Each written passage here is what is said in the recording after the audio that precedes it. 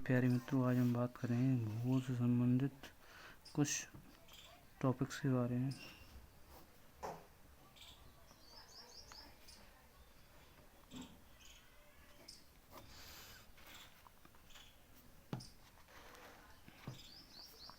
सर्वप्रथम भूगोल शब्द का प्रयोग एराटोस्थेनीज, एक ग्रीक विद्वान, ने किया।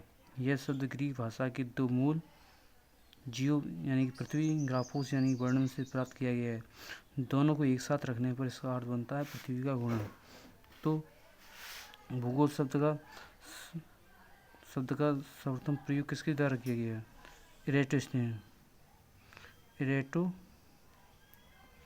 एराटोस्थेनीज के द्वारा भूगोल शब्द का सर्वप्रथम प्रयोग किया गया। ये एक ग्रीक विद्वान थे।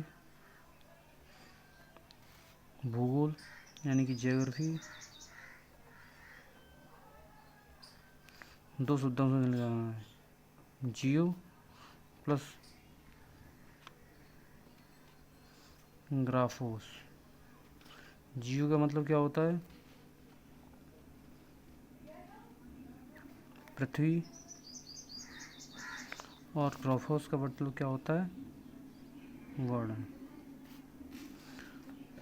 दोनों को एक साथ जब हम रखते हैं तो इसका मतलब क्या होता है? पृथ्वी का वर्णन। पृथ्वी का वर्णन।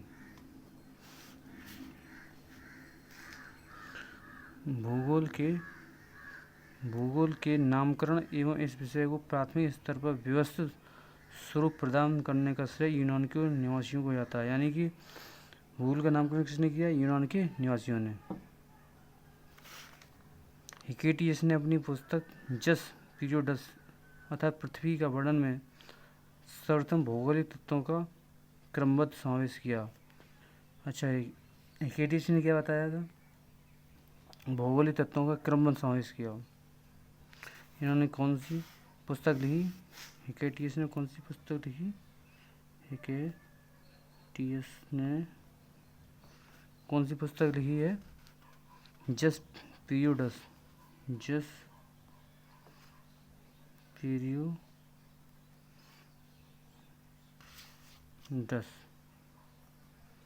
ये पुस्तक है, और इन्होंने ही सर्वप्रथम भौगोलिक तत्वों का क्रमबद्ध समावेश किया। अध्ययन के लिए स्वतंत्र विषय के रूप में भूगोल को 19वीं शताब्दी में ही मान्यता मिली। स्वतंत्र विषय के रूप में स्वतंत्र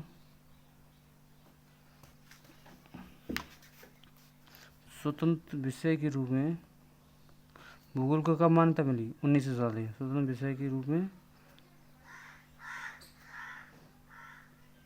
19वीं शताब्दी में।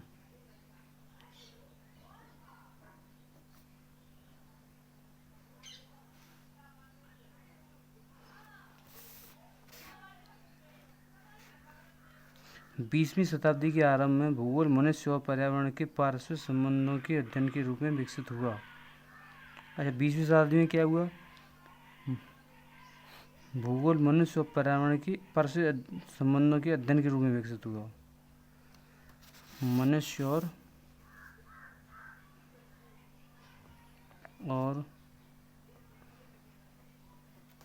पर्यावरण के पारस्परिक संबंधों के अध्ययन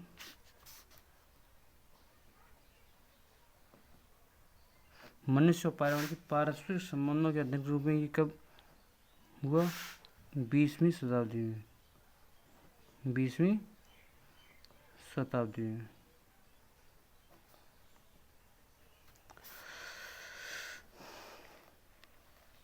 इसकी दो विचारधाराएं थी। दो विचारधाराएं।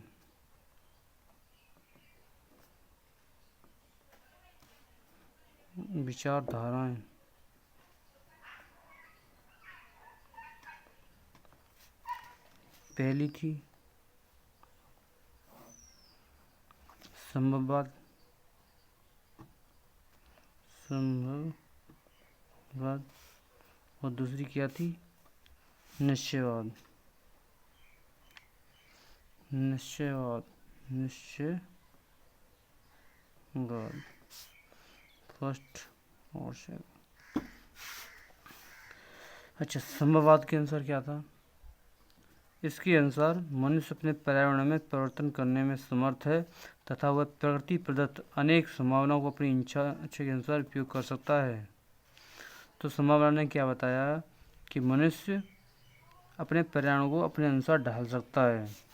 और इसके समर्थक कौन थे? वाइडर डी लाप्लास इसके समर्थक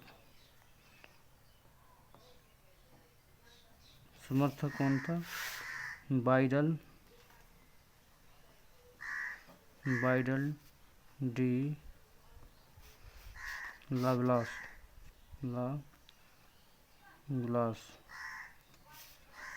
और फैब्रे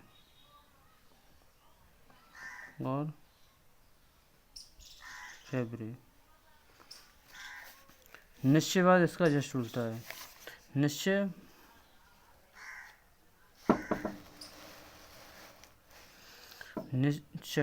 निश्चयवाद के अनुसार मनुष्य के सारे काम पर्यावरण द्वारा निर्धारित होते हैं, अतः मनुष्य को शिक्षापूर्वक कुछ करने की क्षमता कम है। इसके अनुसार जस्ट उल्टा है कि मनुष्य के सारे काम पर्यावरण द्वारा निर्धारित होते हैं, मनुष्य स्वेच्छापूर्वक कुछ ही काम करने में स्वतंत्र है।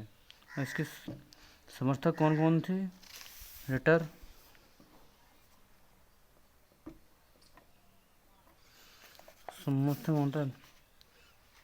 समर्थक कौन थे इसके? रिटर, रैटजेल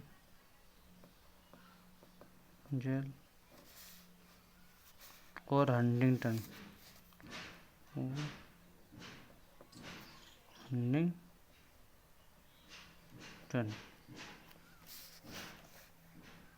तो समझ में आ गया संभववाद। संभववाद के अनुसार क्या होता है? मनुष्य पर्यावरण स्वेच्छा से परिवर्तन करने में समर्थ है। निश्चयवाद के अनुसार मनुष्य स्वेच्छा से पर्यावरण परिवर्तन करने में कुछ ही हद तक समर्थ है। भूगोल की कुछ परिभाषाएं हैं। भूगोल की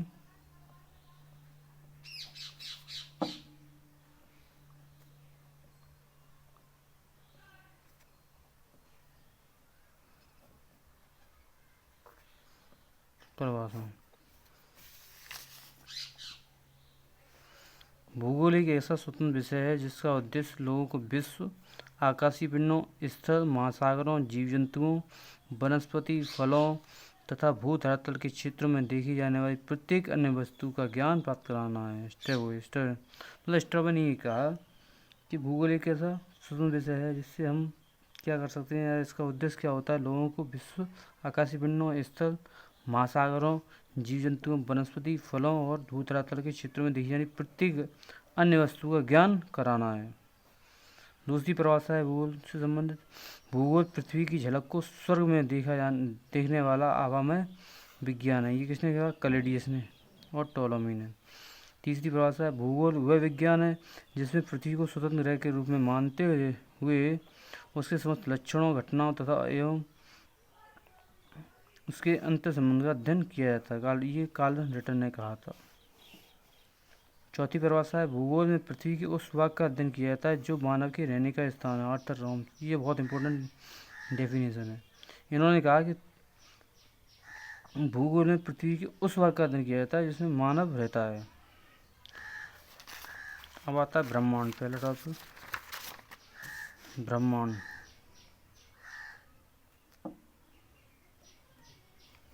यानी कि यूनिवर्स।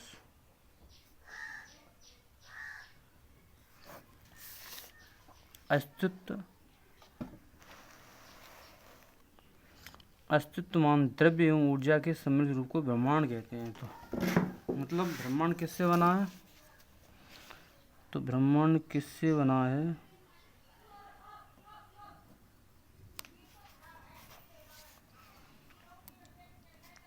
द्रव्य प्लस ऊर्जा।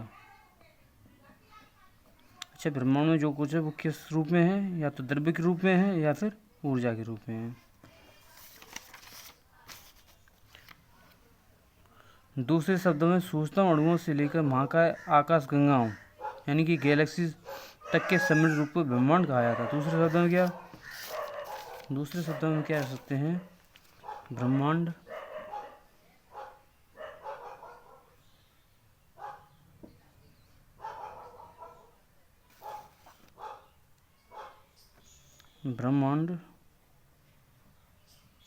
किससे बना है?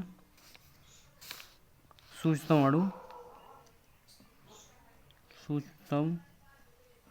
अणु प्लस महाकाय आकाशगंगा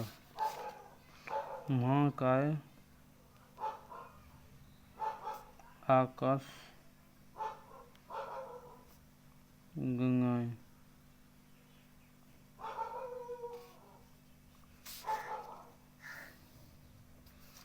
दूसरे शब्दों में मतलब ब्रह्मांड किससे बना है? सूक्ष्म अणुओं तथा महाकाय आकाशगंगाओं से। ब्रह्मांड की उत्पत्ति से संबंधित प्रमुख सिद्धांत निम्न हैं। तो ब्रह्मांड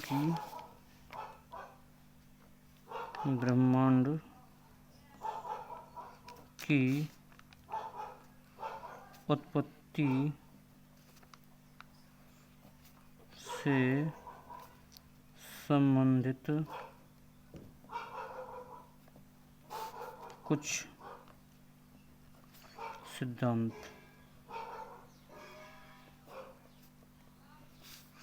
ब्रह्मांड की उत्पत्ति से संबंधित कुछ सिद्धांत। नंबर 1 है महाविस्फोट सिद्धांत।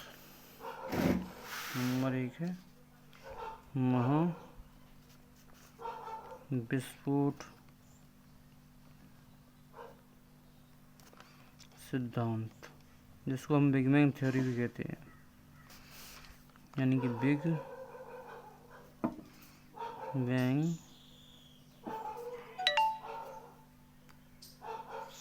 Bang theory. दूसरा क्या है? साम्यावस्था।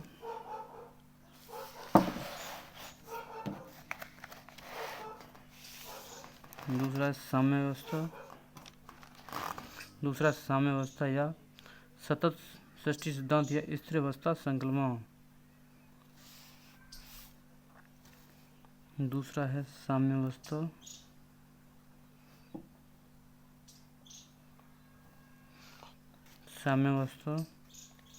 या सतत सृष्टि सिद्धांत या स्थिर अवस्था संकल्पना। इसको इंग्लिश में क्या कहते हैं? State theory.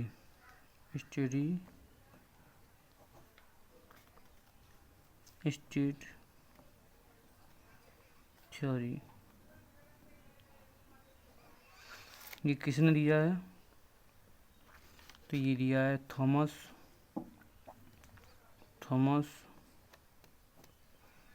Gold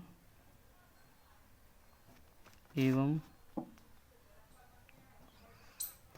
Harman body ने।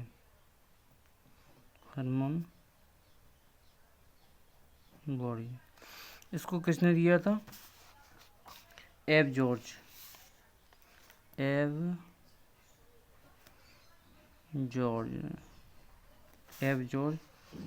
लेमेंटियर।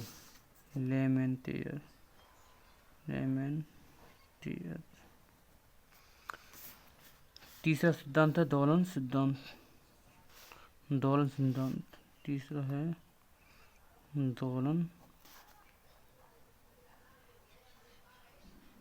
सिद्धांत। इसको बोलते हैं पल्सेटिंग यूनिवर्स थ्योरी।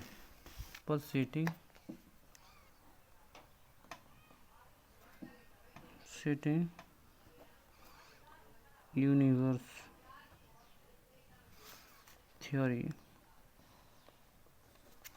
इसको किसने दिया है? Doctor Alan Sandage, doctor Alan Sandage. चौथा है speed theory, inflation theory, speed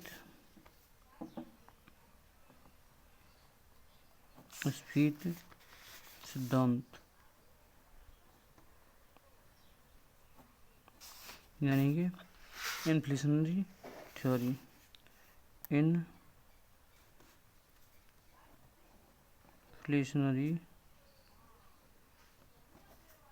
theory.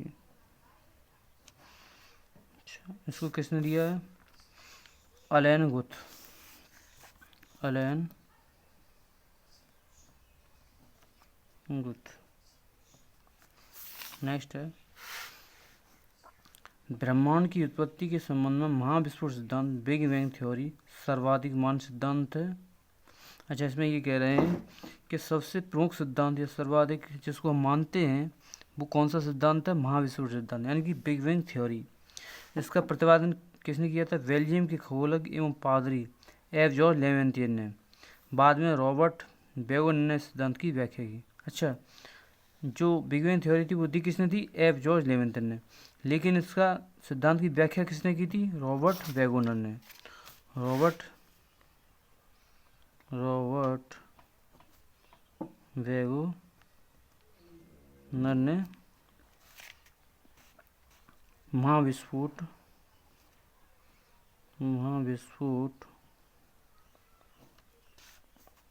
सिद्धांत की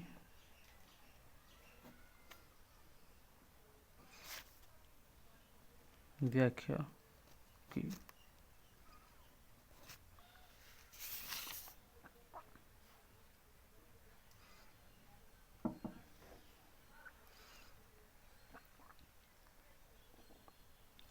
महाविस्फोट सिद्धांत के अनुसार आरंभ में वे सभी पदार्थ जिनसे ब्रह्मांड बना है अति छोटी गोलक एकाकी परमाणु के रूप में एक ही स्थान पर स्थित था, जिनका आयतन अत्यधिक सूक्ष्म एवं तापमान तथा घनत्व अनंत था। तो महाविस्फोट सिद्धांत क्या कहता है कि आरंभ में सभी पदार्थ